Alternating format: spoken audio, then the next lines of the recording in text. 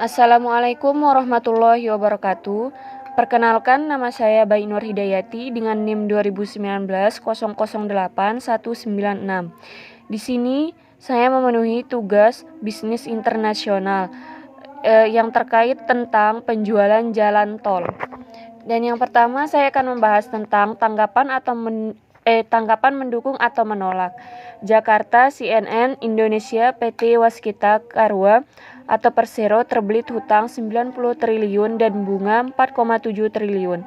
Direktur Utama Waskita Karya Destiawan Suwerdejono mengatakan tumpukan utang terjadi akibat gagalnya proses penjualan atau devastasi jalan tol.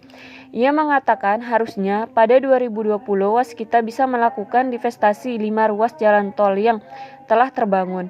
Namun, karena kondisi pandemi COVID-19, para investor yang sudah berniat mengambil alih pengelolaan ruas tersebut menunda rencana mereka. Tahun lalu, hutang yang hampir 90 triliun, kami harus menanggung beban bunga 4,7 triliun.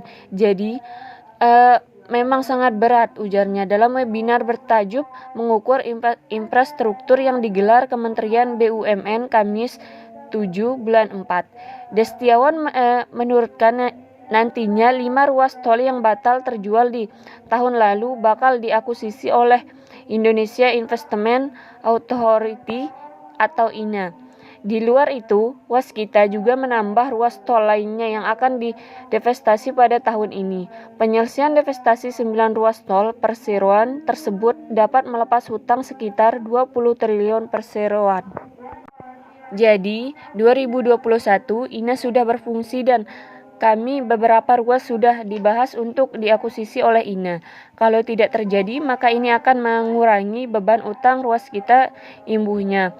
Direktur Keuangan Waskita Karya Taufik Hendra Kusuma mengatakan penyelesaian masalah hutang perseroan bergantung pada 3 hal yakni devastasi, restrukturisasi, dan selesainya pandemi. Dari ketiga hal tersebut, devastasi memang berkontribusi paling besar terhadap masalah beban hutang perusahaan. Devastasi tahun ini saja kalau misalnya kita sesuai target, praktis kita bisa meliris dari sisi hutang itu mungkin sampai sekitar 20 triliun akan lepas efeknya, baik dari pembayaran maupun rekonsolidasi.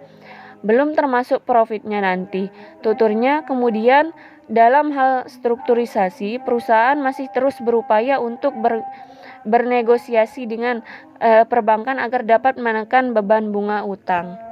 Kemudian pendapat saya terkait dengan penjualan jalan tol ini. Di sini saya menyetujui rencana penjualan jalan tol tersebut. Nah, saya mendukung rencana penjualan jalan tol tersebut, yakni yaitu 1. Untuk menutupi serta menyicil hutang. 2. Karena sebagian besar mendukung setuju agar tidak mengganggu sektor lahan pertanian di kawasan padat penduduk. Yang ketiga, apabila tol beroperasi terlalu banyak, maka jalan raya kemungkinan akan sepi.